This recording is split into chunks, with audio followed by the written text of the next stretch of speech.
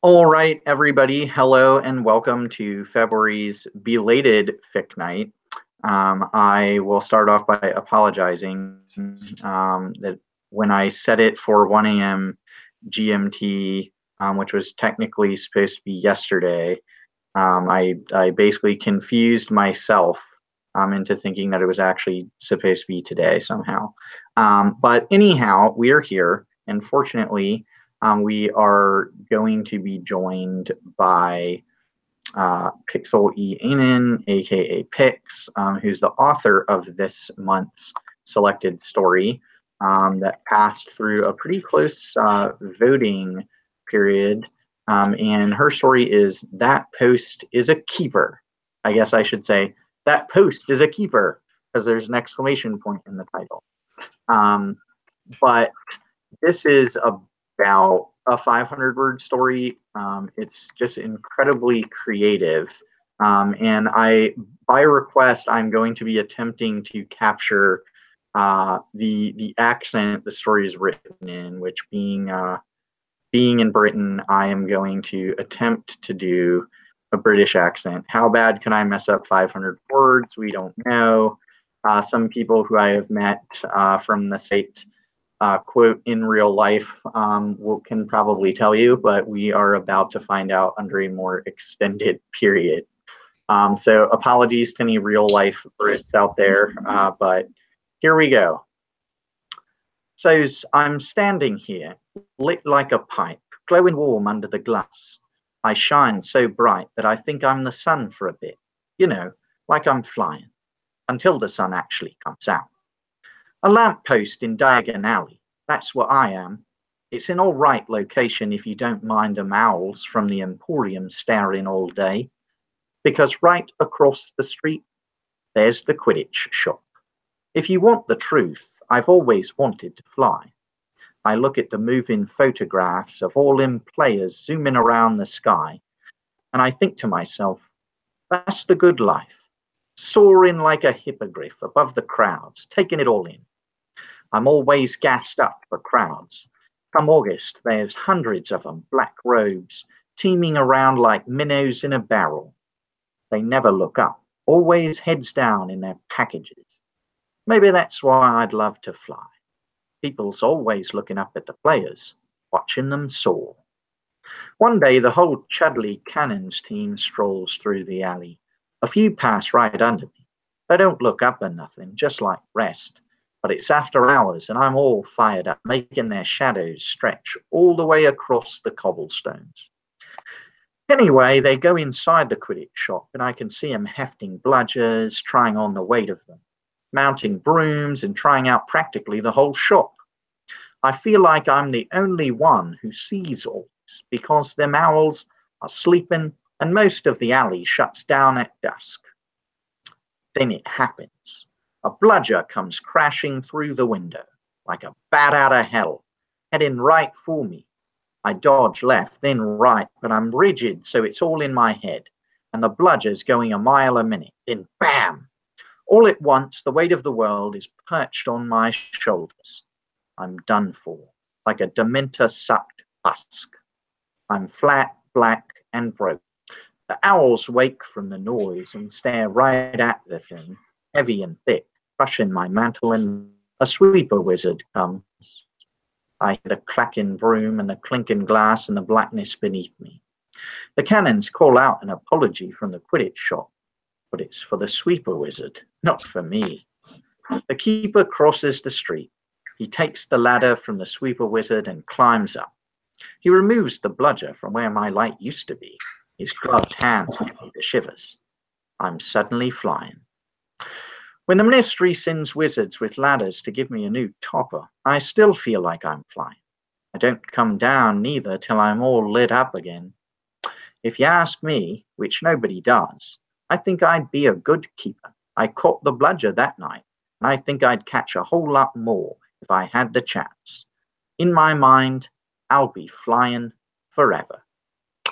And so I think as I was doing that, I realized it was like just a absolutely horrible, more Australian, like half British, half Australian disaster. But hopefully what you will take away from it is that the lamppost that the story's about is quite a character. Written with an accent, you can really get a sense of how the lamppost, I think, feels about Quidditch more so than you could if this were just written kind of, I guess, quote unquote, straight. And I think the accent that it is written in and the language that's used as a result of that gives it a lot of personality. At the same time, we get, I think, some great descriptions.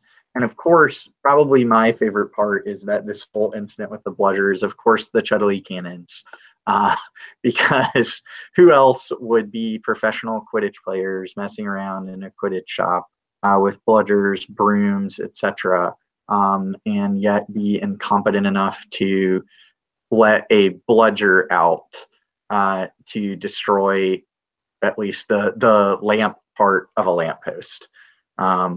So I found that part particularly amusing. But fortunately, we are joined now by Pix, like I said, who we're just going to ask some questions that I have prearranged. And of course, if anybody else is watching at the moment, we've got a group chat going where we will also take questions if anybody's in the group chat. And it looks like some people are. And I see some wondrous critiques with wannabe emojis of my accent. So thank you for watching. I won't be acting in the future. But now, without further ado, Pix, tell us where you got the idea for this story. Oh, man. Well, I have to give a shout out to a forum that I recently joined on FanficNet. It's called the Houses Competition.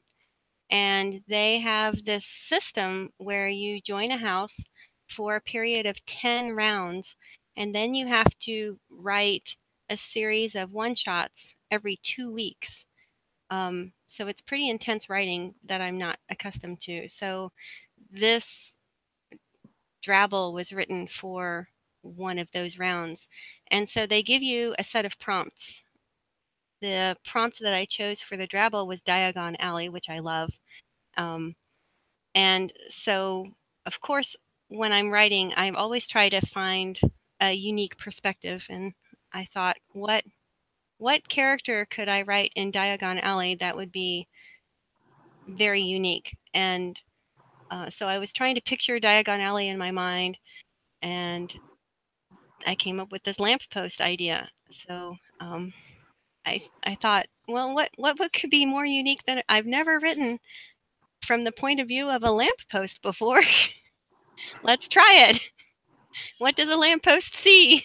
What does a lamppost do? What could happen to a lamppost? Well, it could break. So that's the origin of where that idea came from, and the story had to come together pretty quickly. So we were given 2 weeks to write 3 one-shots, and when I wrote this, I had 3 days left. So it came together right quick. So that was how I got up to writing a lamppost.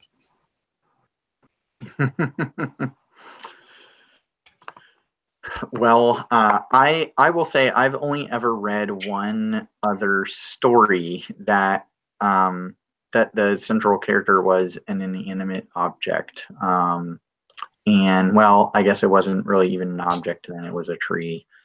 So I guess your perspective.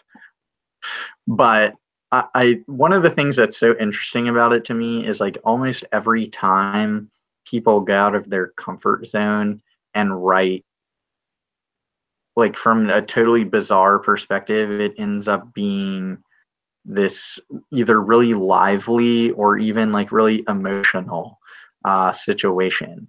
And so I think this certainly adds to at least my perception of that, because I really enjoyed the piece. What was the hardest part of writing this one? Oh, the hardest part of writing this, when I was putting the ideas together, was just plot in general. How do I make movement in this story about an object that doesn't move?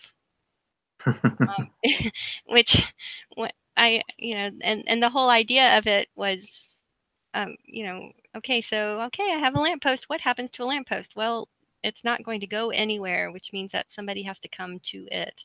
Um, so I played around with a bunch of different ideas, very quickly, and thank goodness that something came to me, and I thought the Quidditch shop would be a good idea.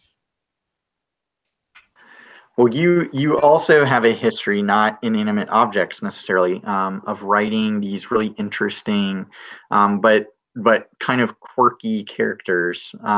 Where does the lamppost fall in your personal pantheon of quirky characters? That's a great question. I've written from the point of view of the Hogwarts Express train.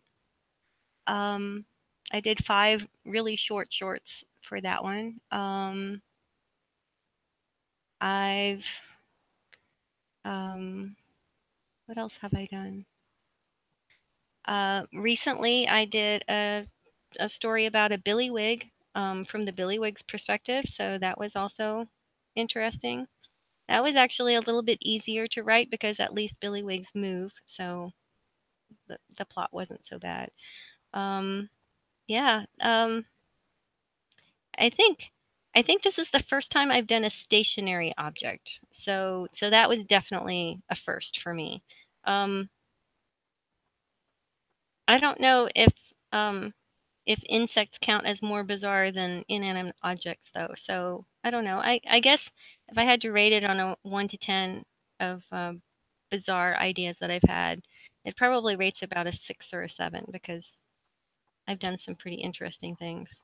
I wrote from the point of view of a blood-sucking rabbit too. So that would, if that was 10, I think a lamppost would be a between a 6 and a 7. And I will jump in with that and make an unabashed plug for anybody who is thinking, what, a blood sucking rabbit? That features in one of Pix's, I think it's safe to say, most famous, or at the very least most notable stories, Rabbit Heart, which is absolutely incredible. So you should absolutely go check that out, on her author page right after you read this particular story. That post is a keeper. Um, Talk to us about, sort of the process you go through in writing characters. Oh no. You want this to go on forever, don't you? Okay. First of all, I really, before we get into that, I really, really loved your accent. I thought you did the story justice with your accent. So thank you for that. I appreciated your rendition of that. I think it fit perfectly. I don't care how British or un-British it was. I think it was a great lamppost accent. So thank you. That was great. Thank you, thank you. Okay, so oh man, characters. I was telling somebody just today that um, I have the hardest time with characters because I think I write things backwards from most people. Come up with I don't come up with characters and then stories about characters. I come up with situations and things that could happen, and then I have to backtrack and figure out who would that happen to. So, um, I have a very roundabout way of writing characters and characterization. It's more situational for me.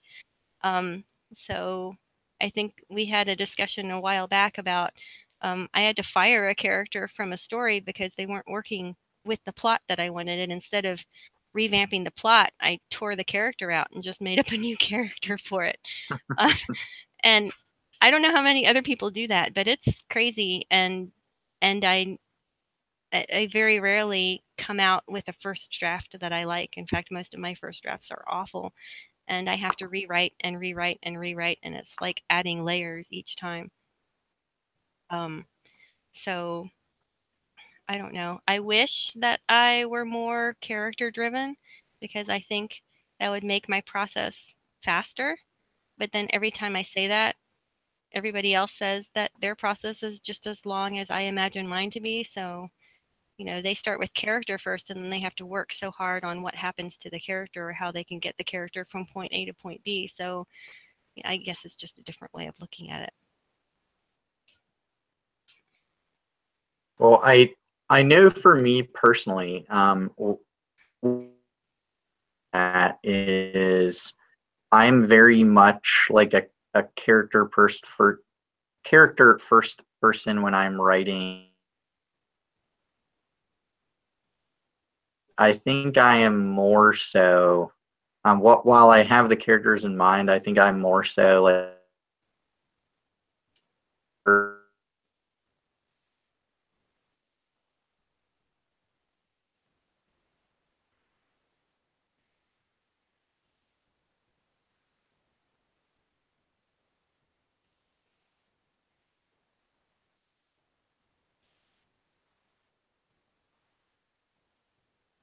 in the group chat.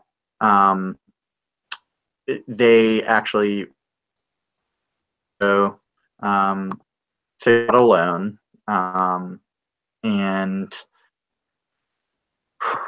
can you now, or are sort of on deck, so to speak?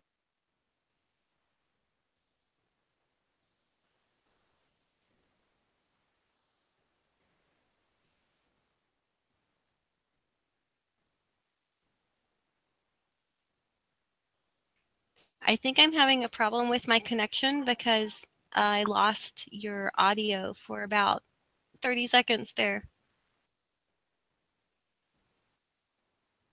I will repeat then. With rambling, incoherent parts of what I was saying, did you last hear? Something about the group chat, and then I completely lost everything else.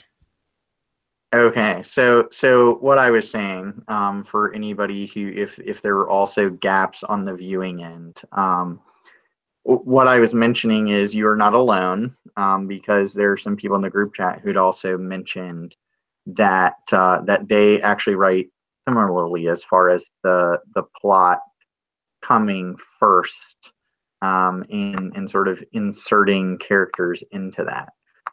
So you're not alone. And then the question that I was asking is if you could give us any sneak peeks, no spoilers required, of anything that you've got in the works right now or that's sort of on deck, so to speak, for you, as far as writing goes, whether it's fan fiction or whether it's original. Oh, if I were a better shameless plugger, I would have a whole lot to say about that. But over the next month or two, I just have a lot of one-shots coming out, and I have no idea what those are going to be because those are going to depend on the prompts that I'll be given. So that will be fun. As far as anything longer or anything original, those are long-term projects at this point. So I have no idea. Um, but it will be exciting for me to figure out what my next series of one shots is going to be. I haven't written for this round yet, so I don't even have a clue what that's going to be for them. I haven't even picked my prompts yet. So anyway, yeah, I guess if anybody wants to check out my authors page in the next week or two, I'll definitely have 3 one shots up again that are new. it will surprise me too. Well, I think with 3 new one-shots coming out, you may be starting to contest with our very own Brainwin, aka Porson, aka Beezy, for most.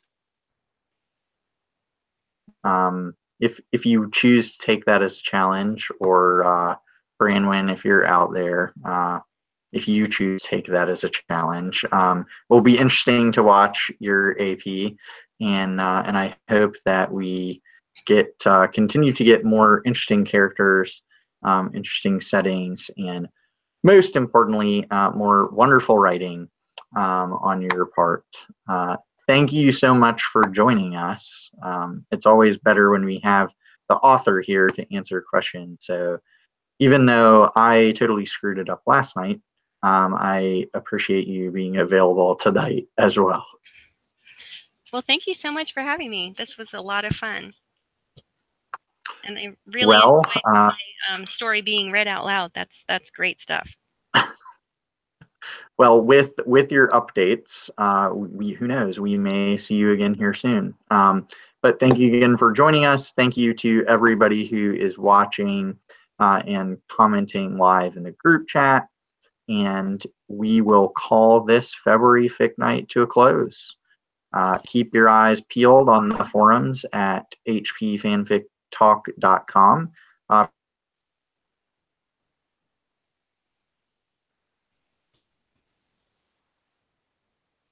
Fic Night stream this and time, and just go ahead and take a shot, because I would love to read your story, and I